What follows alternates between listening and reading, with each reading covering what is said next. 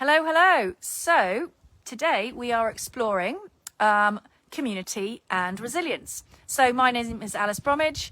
I run Empowering Success, and I'm a resilience and leadership specialist. So I've done 20 odd years in the army, which was an absolute joy. Still do the reserves at the moment. But also, as far as I do a lot of work with both in the city, in London, various international companies, and have worked a lot internationally as we explore how to help teams develop, how to help individuals thrive, to help you as leaders to really shine and hone those teams around you. And one of the things that's been coming up a lot over the last week or so is communication and community. So actually, I'm doing another talk this afternoon, which is very exciting, which is going to be to the aerospace and defence team out in Canada, exploring gender and leadership. Really fascinating piece about, is there any difference in which the genders are responding, or is it actually where it's actually the behavioural styles and the behavioural traits we have, and that those don't have to be gender aligned. So some really interesting exploration there, and also looking at maybe some of the social bias that will have come from the push on science and education back 20, 30, 40 years ago, which is where now some of the senior executives who might be in their 30s, 40s, 50s plus, you know, we are still a product of our time, and we're the product of our lives effectively.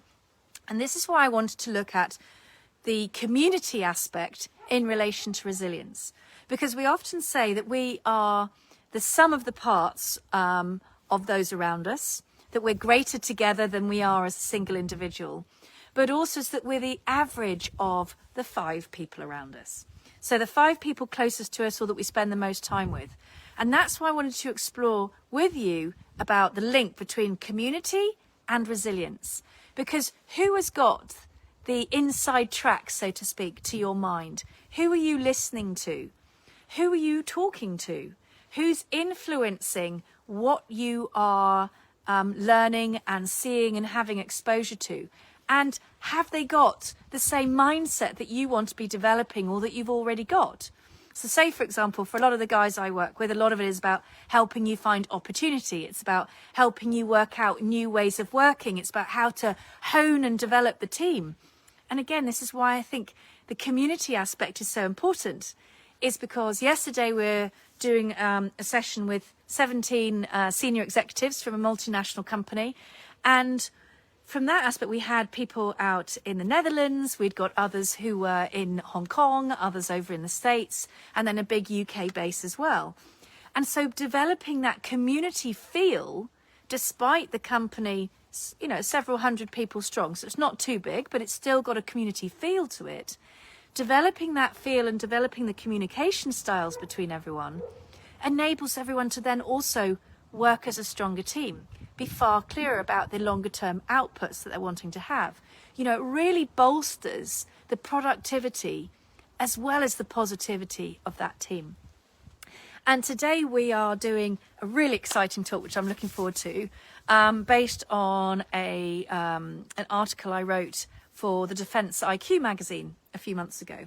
And that's also exploring about gender and gender in leadership. Now, the question is there any difference in our gender and how we approach leadership? Or is there any difference in how we also lead, depending on one's gender? Now, I'm not going to steal all of the thunder already before this afternoon, but my main premise is that actually it's a lot about our behavioural traits and our social bias and the other influencing factors around us, rather than what's your gender. So for me, I don't think that gender makes much difference to leadership. What I do think it makes a big difference is those that we're surrounding ourselves by, who is in our community. So interestingly, this afternoon, there's one gentleman, everyone else is ladies. And I'm thinking, but that in itself doesn't really provide much gender parity. But that is indicative of, for me, what I see at the moment, of the discussions about leadership, about women in leadership, about gender in leadership, in comparison to our behavioural traits. Whereas yesterday, for this multinational team that is predominantly male, there were 2 amazing ladies on there too, as well as myself, for better or for worse, is that was all about behavioural traits.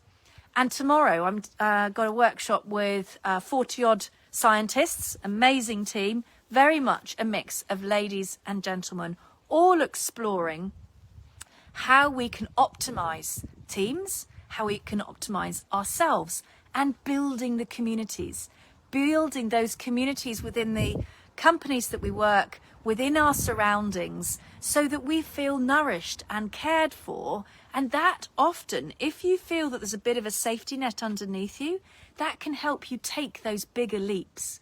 So a little bit like when I do the coaching, part of that is helping provide that safety net, so that when you're going, what on earth is happening here, Alice? Or, golly, I need some help with that. Or, what are the thoughts on that?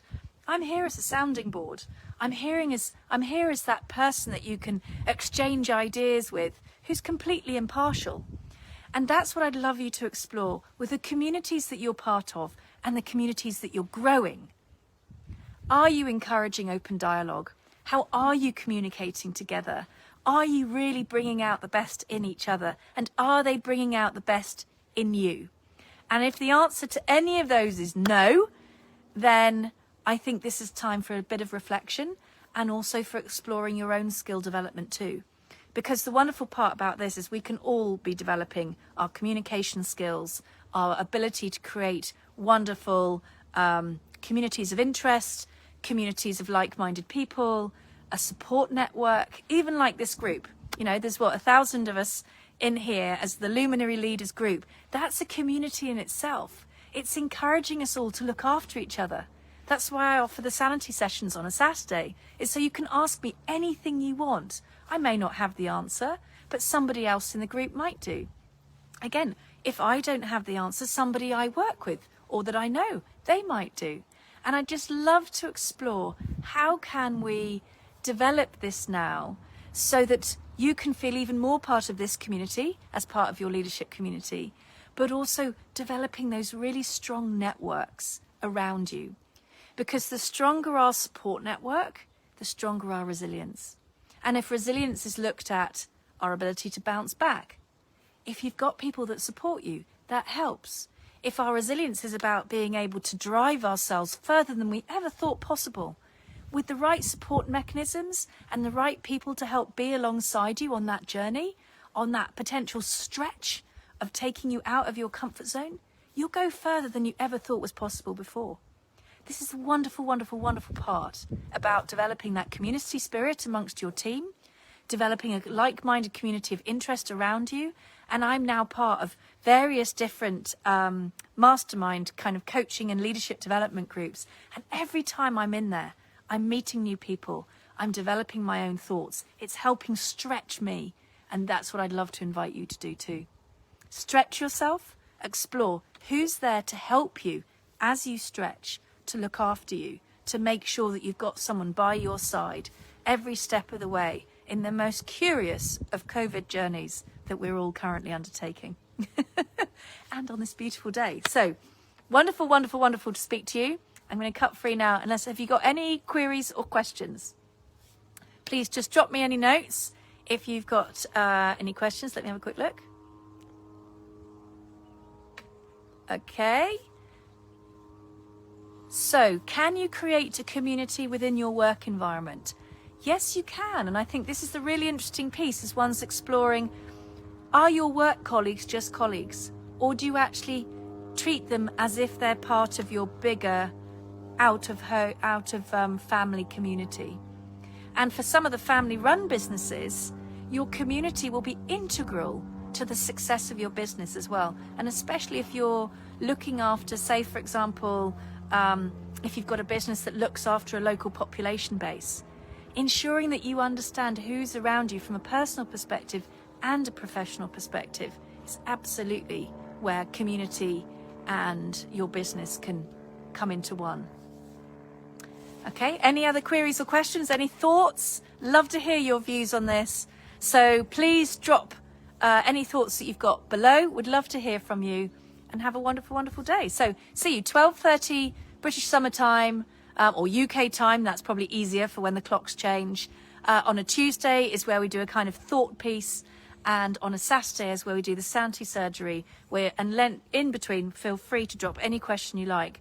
But as far as please use the Luminary Leaders as a community, as a society of people that are sharing the interest in leadership, in how to promote brilliant, wonderful development of the humankind, great businesses, strong teams, and environments where we can all thrive.